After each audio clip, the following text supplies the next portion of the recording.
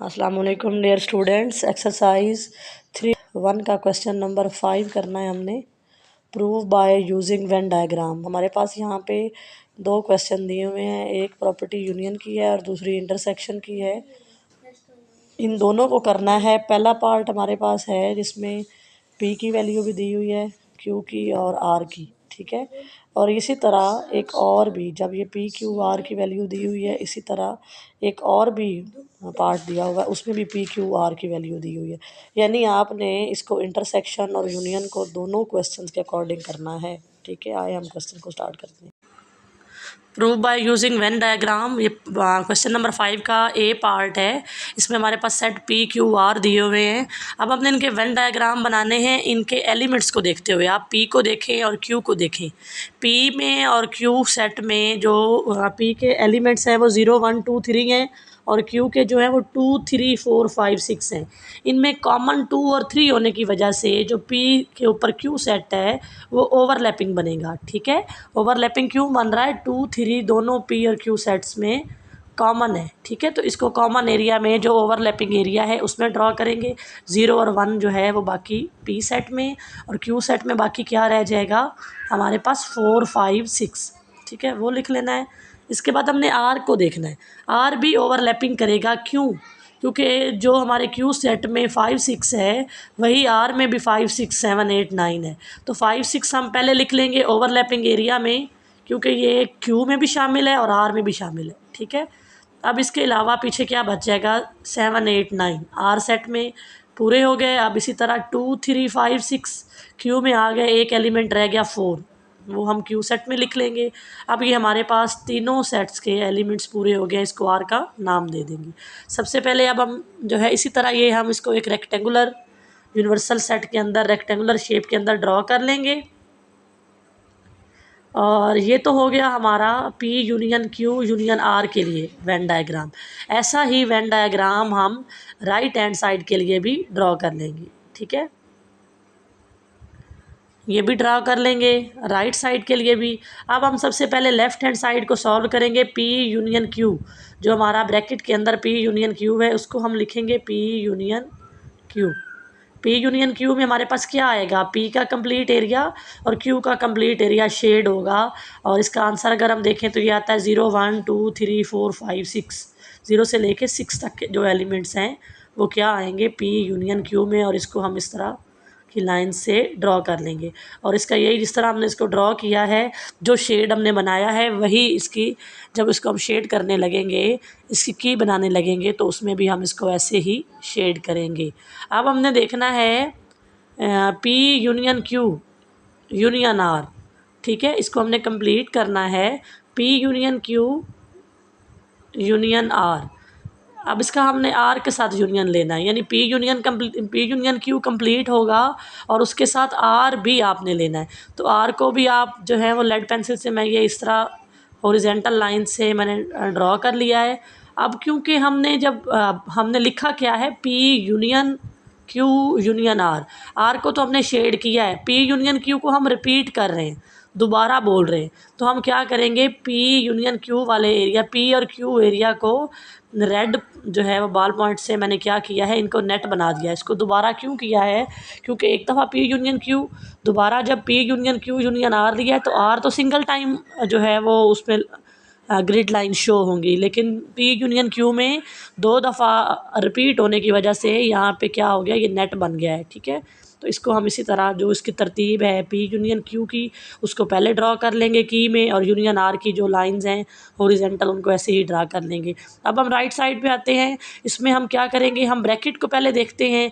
Right hand side पे P union into Q union R है, तो हम सबसे पहले क्या करेंगे, क्यू यूनियन आर को सॉल्व करेंगे, ठीक है। क्यू और आर हमारे पास क्या है, 2 3 4 5 6 7 8 9, इसको हम इस तरह करके सिंगल लाइन से ड्रॉ कर लेंगे, ठीक है। और इसकी की भी ऐसे ही सिंगल लाइन से हम शो करेंगे, ठीक है। इसके बाद देखें, हमने इसका लेना है P union Q union R, ठीक है। पी यूनियन जब लेंगे तो पी को भी हम इसी तरह जो है वो जो है वो हॉरिजॉन्टल लाइन से ड्रॉ करेंगे, इस तरह हमने आर को किया था उसको डिफरेंट करने के लिए, ठीक है। पी को ग्रिड लाइन हम जो है हॉरिजॉन्टल लेड पेंसिल से बना देंगे, ठीक है। ये इसी तरह इसको हॉरिजॉन्टल लाइन में ड्रॉ कर दिया और इसके बाद क्यू यूनियन आर को हम दोबारा करेंगे, क्योंकि ये क्या है, P union Q union R है। ठीक है, क्यू यूनियन आर हमने पहले लिया, दोबारा क्यू यूनियन आर हम पी यूनियन के साथ ले रहे हैं। तो अब इसको हम डबल कर देंगे और अब इसकी हम की क्या करेंगे कि हमारे पास जो तरतीब है, अब इसमें राइट हैंड साइड में पी पहले है, P union Q union R है। तो जिस तरह हमने पी में हॉरिजॉन्टल लाइन लगाई है उसी तरह, और क्यू यूनियन आर में जिस तरह हमने ग्रिड लाइन जो है वो नेट बना दिया है डबल, उसको शेड करके, इसी तरह हम यहाँ पे देखेंगे। अब हम देखेंगे कि लेफ़्ट हैंड साइड इस तरह, ये left hand side is equal to right hand side. Question number 5 का पहले पार्ट का बी पार्ट है। अब इसमें हमने क्या करना है, इंटरसेक्शन। ठीक है, इंटरसेक्शन में दो साइड्स हैं हमारे पास। पहले हम लेफ़्ट हैंड साइड को देख लेते हैं।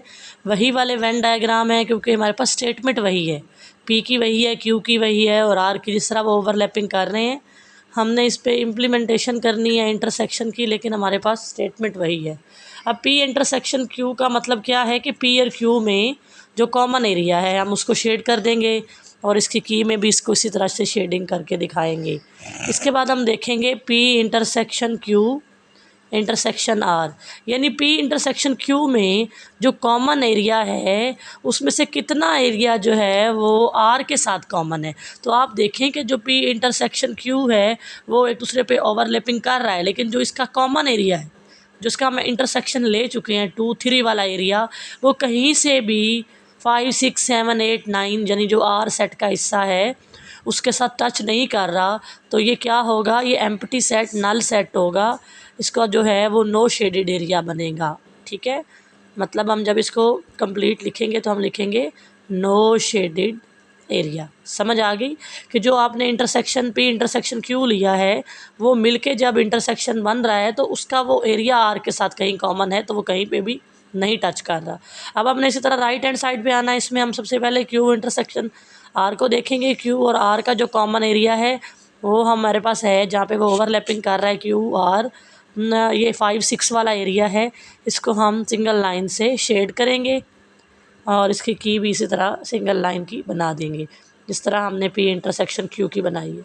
ठीक है, इसके बाद हम देखेंगे P intersection Q intersection R, कि क्या जब हमने इंटरसेक्शन का जो एरिया है क्यू इंटरसेक्शन आर का जो इंटरसेक्शन वाला एरिया है वो कहीं से भी पी सेट के साथ टच हो रहा है, तो 5, 6 वाला एरिया कहीं से भी पी के साथ, सेट पी के साथ टच नहीं कर रहा, उसकी कोई भी बाउंड्री या कहीं से भी ओवरलैपिंग या आपस में आर वाला एरिया उसके साथ ओवरलैपिंग नहीं कर रहा। तो ये क्या होगा, ये भी null set, empty set, no shaded area होगा। ठीक है, तो इसमें हमारा क्या हुआ, left hand side is equal to right hand side. इस तरह हमारे पास क्वेश्चन नंबर 5 का पहला पार्ट, जिसमें हमने यूनियन को भी लिया, इंटरसेक्शन को भी लिया, तो उस पर हमने दोनों को इम्प्लीमेंट करते हुए हमने बताया है कि प्रूव किया है कि left hand side is equal to right hand side है। हमारे पास क्वेश्चन नंबर 5 का सेकंड पार्ट है। इसमें भी हम पहले यूनियन को देखेंगे फिर इंटरसेक्शन को देखेंगे। यूनियन में हमारे पास वही स्टेटमेंट है, वही हमारे पास प्रॉपर्टी है, और इसमें हमारे पास क्वेश्चन की स्टेटमेंट चेंज है। वहाँ पे पी क्यू आर की वैल्यूज़ और थी, यहाँ पे और है। अब इसमें देखें पी क्यू आर, पी और क्यू को देखें, M N O P, Q value है पी की और क्यू की जो है आर एस टी यू है।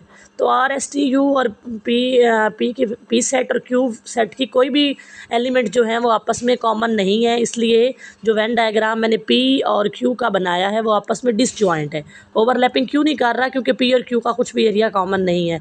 लेकिन आर एस टी यू में जो एरिया टी यू है वो आर में भी है और क्यू में भी है।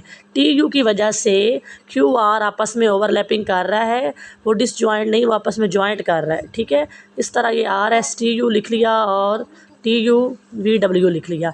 लेकिन जो पी सेट है उसका M N O P Q इनमें कॉमन नहीं है, तो वो आपस में डिसजॉइंट है। ये यूनिवर्सल सेट शो कर लिया और इस तरह करके ये Venn diagram left hand side का बन गया। इसी तरह सेम हम राइट हैंड साइड का भी वेन डायग्राम ड्रॉ करेंगे। ठीक है, और अब हम इसको प्रूव करते हैं। सबसे पहले लेफ़्ट हैंड साइड में हम पी यूनियन क्यू को देखेंगे।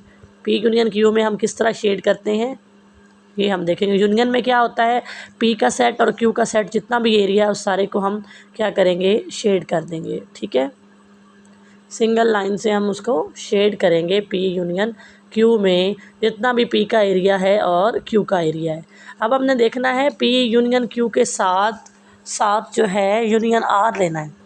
जो पी यूनियन क्यू के बाद हमारे पास आंसर आया है उसको आर के साथ। अब देखिए कि पी यूनियन क्यू रिपीट हो रहा है दोबारा से, उसमें हम लाइंस जो है वो डबल हो जाएंगी, लेकिन आर वाला एरिया एक दफ़ा ही है, उसमें सिंगल लाइंस होंगी। पहले हम आर की सिंगल लाइंस वर्टिकली ड्रॉ कर ली।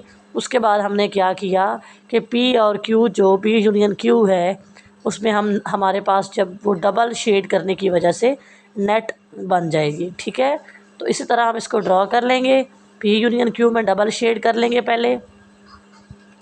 इसको हमने इस तरह करके रेड बाल पॉइंट से करने के बाद ये वाला एरिया नेट एरिया बन जाएगा। और इसको हम शेडिंग में भी ऐसे ही डबल लाइंस के साथ ड्रॉ करेंगे, लेकिन आर को सिंगल से इस तरह हमने ऊपर शेडिंग में उसको वर्टिकली सिंगल लाइन से ड्रॉ किया है, ऐसे ही ड्रॉ करेंगे, लेकिन पी यूनियन क्यू को डबल शेड से करेंगे। ठीक है, ये तो होगी लेफ़्ट हैंड साइड। अब हमने राइट हैंड साइड को देखना है।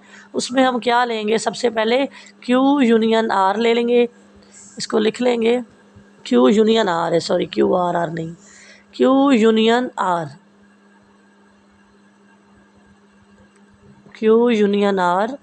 तो क्यू और आर में जितना भी एरिया है दोनों सेट का उसको हम इस तरह करके शेड कर देंगे। आर का भी एरिया कंप्लीट, और इसको ऐसे ही इसकी की बना देंगे। ठीक है, अब ये बन गया। अब हम इसको जो पी का एरिया है पी यूनियन, अब हमने क्या लिखा है, P union Q union R, यानी क्यू यूनियन आर का हम दोबारा से यूनियन ले रहे हैं पी के साथ। तो क्यू यूनियन आर रिपीट हो रहा है, तो उसमें हम क्या करेंगे, क्यू यूनियन आर में पी की तो सिंगल लाइंस ड्रॉ हो गई, लेकिन क्यू यूनियन आर की डबल हो जाएंगी दोबारा रिपीट करने की वजह से। एक दफ़ा क्यू यूनियन आर लिया है फर्स्ट स्टेप में, सेकंड स्टेप में P union Q union R, इसकी वजह से क्यू यूनियन आर में नेट बन जाएगा। अब आप देखें कि आपकी जो लेफ़्ट हैंड साइड है वो इक्वल है राइट हैंड साइड के। तो प्रूव हुआ कि जो है पार्ट 2 में भी जो आपकी यूनियन प्रॉपर्टी है वो उसको प्रूव कर रही है कि P union Q into P union Q union R is equal to P union into Q union R. Left hand side is equal to right hand side. ठीक है, जिस तरह आप इन क्वेश्चन को करते हैं इस तरह इनको नीचे लिख लें, left hand side is equal to right hand side.